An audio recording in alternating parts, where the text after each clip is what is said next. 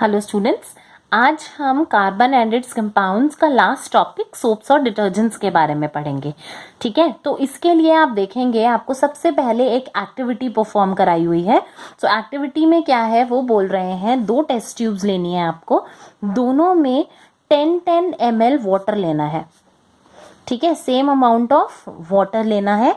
अब 1 drop cooking oil डालना है to both the test tubes. तो आपने कुकिंग ऑयल डाल दिया दोनों टेस्ट ट्यूब्स में, ठीक है, और ए और बी मार्क कर दिया। अब टेस्ट ट्यूब बी में ये डाला ऑयल। अब टेस्ट ट्यूब बी में आपने क्या डाला, ऊपर से कुछ ड्रॉप्स डाली सोप सॉल्यूशन की।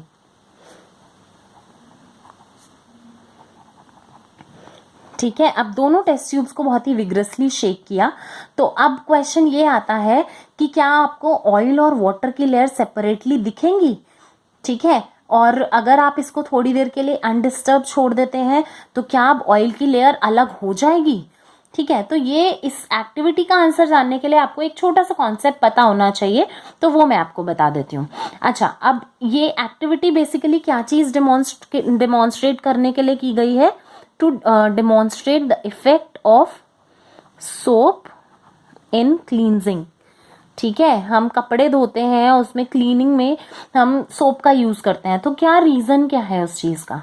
ठीक है, अच्छा, हमें पता है कि जो मोस्ट डर्ट होता है वो होता है ऑयली इन नेचर। कपड़ों पे मोस्टली ऐसे ही निशान लग जाते हैं। ठीक है, और हमें पता है कि ऑयल पानी में डिसॉल्व नहीं होता है। ठीक है, अब क्या होता है, सोप क्या होता है, हमने रिएक्शन पढ़ा था इथेनॉइक एसिड का, एस्टरिफिकेशन। तो उसमें हमने पढ़ा था कि इथेनॉइक एसिड एस्टर बनाता है।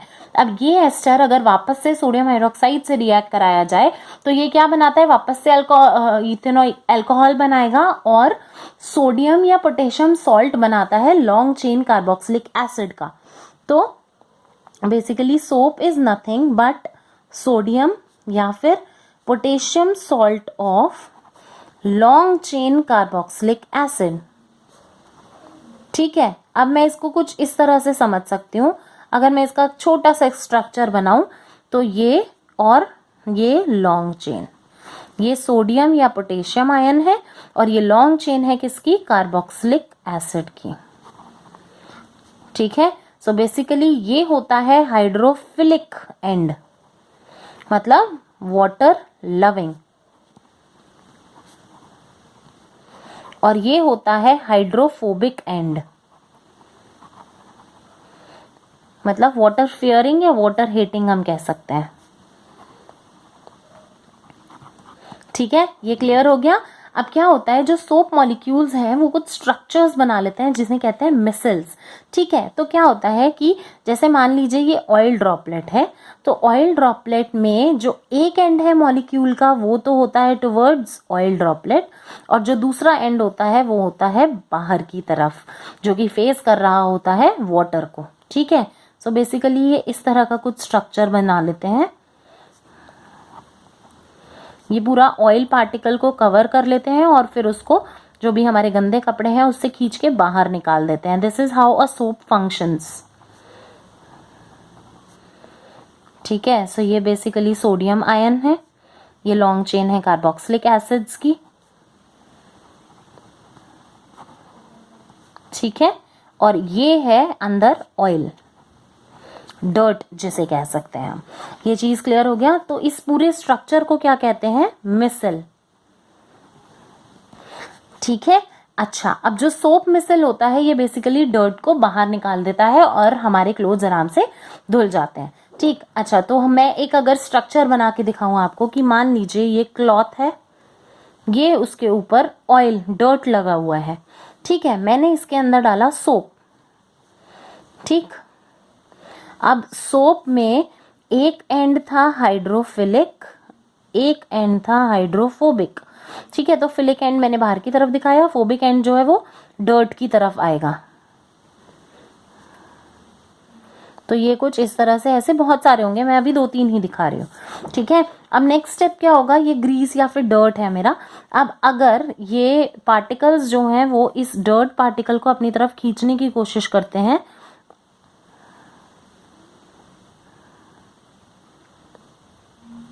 ठीक है, ये खींचने की कोशिश किया, ये पूरा कुछ इस तरह से बन गया कि ये इसको कवर कर लिए। जब ये पूरा इसको कवर कर लेंगे तो ये इजीली बाहर खिंच जाएगा, मतलब ये पूरा कवर्ड होगा ऐसे। ये मिसल का फॉर्मेशन हो गया ना बेसिकली ग्रीस के अराउंड। सो ये डर्ट पार्टिकल अब क्लॉथ से बाहर चला जाएगा, ये ग्रीस पूरा बाहर चला जाएगा। ये बन गया मिसल। ठीक है, अब आप एक चीज और देख सकते हैं, अब ऐसा एक ही थोड़ी ना बनेगा, ऐसे कई सारे बनेंगे तो क्या पता कि ये वापस से जो डर्ट पार्टिकल्स हैं एक दूसरे से मिलकर एग्रीगेट हो जाएं और वापस कपड़े पे लग सकते हैं। बट ऐसा नहीं होता है। क्यों? क्योंकि ये कौन सा एंड है, अभी हमने देखा हाइड्रोफिलिक एंड, वाटर लविंग, लेकिन ये आयनिक है। सेम वे जो दूसरा बना होगा उसमें भी तो बाहर की तरफ आयनिक होगा, तो क्या आयन आयन रिपल्शन नहीं होगा? तो इसकी वजह से ये वापस से प्रेसिपिटेट नहीं कर पाते, और जो डर्ट है जो सस्पेंडेड रहता है मिसल्स में वो इजिली रिंस हो जाता है। The soap micelles are large enough to scatter light. So ये जो मिसल्स होते हैं वो लाइट को स्कैटर करते हैं, इसीलिए ये क्लाउडी नजर आते हैं। सोप सॉल्यूशंस क्लाउडी सा दिखता है ना, ये इसीलिए दिखता है। ठीक है, ये क्लियर हो गया आपको? अब एक और एक्टिविटी देखेंगे। आपको क्या लगता है कि क्या सारा पानी, सब जगह का पानी एक जैसा होता है? क्या रेन वाटर और हैंडपंप के पानी में कोई अंतर है? क्या लगता है आपको? इसी के लिए जो आपकी बुक है एनसीईआरटी, उसमें 2 एक्टिविटीज कराई हुई हैं। पहली यह है कि आप 2 टेस्ट ट्यूब्स लेंगे, ठीक है। अब एक में 10 ml रेन वाटर लेंगे, मतलब बेसिकली जो भी डिस्टिल्ड वाटर है, और एक में आप लेंगे हार्ड वाटर जो कि ट्यूबवेल या फिर पंप से है, हैंड पंप से आया है। ठीक है, अब उसमें कुछ ड्रॉप्स दोनों में सोप सोल्यूशन की डालेंगे। ठीक है, क्या डाला आपने? सोप ऐड कर दिया। ठीक, अब दोनों को विग्रसली शेक करेंगे। तो बेसिकली किसमें ज्यादा फोम बनेगा और किसमें कम फोम बनेगा उसकी हेल्प से हम डिटरमाइन कर सकते हैं। ठीक है, वाटर का डिफरेंस। दूसरी चीज, अभी मैं एक कॉन्सेप्ट समझाऊंगी, उससे आपको पता चल जाएगा कि किसमें ज्यादा फोम बनेगा किसमें कम। दूसरा, अगर मैं हार्ड वाटर लूं दोनों ही टेस्ट ट्यूब में, अभी मैंने एक में हार्ड वाटर लिया था और एक में सॉफ्ट वाटर लिया था। ठीक है, मैं अभी आपको ये भी बताऊंगी कि मैं हार्ड वाटर किसको कह रही हूँ और सॉफ्ट वाटर किसको कह रही हूँ। दूसरे में मैंने वाटर लिया सिर्फ हार्ड, और हार्ड वाटर में मैंने एक में सोप डाला और एक में डिटर्जेंट डाला। ठीक है, तो क्या मैं इसकी हेल्प से, अब किस केस में फोम ज्यादा बनेगा, ठीक है, और जो फोम बनेगा वो मतलब एक कर्डी सॉलिड बना क्या उसमें या नहीं बना, वो चीज हमको डिटरमाइन करनी होगी। ठीक है, अब देखिए, अगर कभी कभार आपने नहाते हुए ये देखा हो कि फोम बहुत ही डिफिकल्टी से बना है और एक इनसॉल्युबल सब्सटेंस जिसको स्कम कहते हैं वो बन रहा है आफ्टर वॉशिंग विद वाटर। ठीक है, सो ये बेसिकली क्यों होता है? जो हार्ड वाटर होता है, हार्ड वाटर के अंदर कैल्शियम या फिर आयंस होते हैं। कौन कौन से? कैल्शियम आयंस और मैग्नीशियम सॉल्ट्स बेसिकली। ठीक है, सो ये क्या, इसी की वजह से, इन्हीं रीजंस की वजह से वो हार्ड होता है। तो क्या होता है, जो सोप है वो इन आयंस के साथ, कैल्शियम और मैग्नीशियम सॉल्ट्स के साथ रिएक्ट कर जाता है, और इस रिएक्शन की वजह से ये स्कम बनता है। ठीक है, ये क्लियर हो गया आपको? इस प्रॉब्लम को कैसे ओवरकम किया जा सकता है? डिटर्जेंट्स की हेल्प से। हमने अभी देखा था डिटर्जेंट्स जो हैं वो स्कम नहीं बनाती हैं, तो हम क्या कर सकते हैं? हम डिटर्जेंट्स को यूज कर सकते हैं। सोप मैंने आपको बताया क्या, कैल्शियम और मैग्नीशियम सॉल्ट्स होते हैं बेसिकली। ठीक है, लेकिन जो डिटर्जेंट्स हैं वो होते हैं सोडियम सॉल्ट या फिर अमोनियम सॉल्ट्स। ठीक है, और इसमें क्लोराइड्स और ब्रोमाइड आयंस भी होते हैं। ठीक है, और लॉन्ग हाइड्रोकार्बन चेन होती है, तो जो चार्ज एंड होते हैं वो इनसॉल्युबल प्रेसिपिटेट्स नहीं बना पाते हैं कैल्शियम और मैग्नीशियम आयंस के साथ, जो हार्ड वाटर में प्रेजेंट है, तो नहीं बना पाते इसके साथ वो। ठीक, जिसकी वजह से सो बेसिकली डिटर्जेंट्स को यूज किया जाता है शैम्पूज बनाने के लिए और प्रोडक्ट्स बनाने के लिए जो कि क्लोथ्स को क्लीन कर सकें।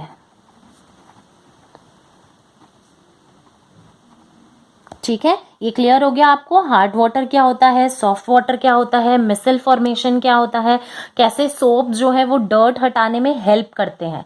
आपको ये कॉन्सेप्ट समझ आ गया है तो आप वीडियो को लाइक कीजिएगा। अगर आपको कोई भी इश्यू है आप कमेंट बॉक्स में लिखिएगा, we will try to resolve it. Thank you.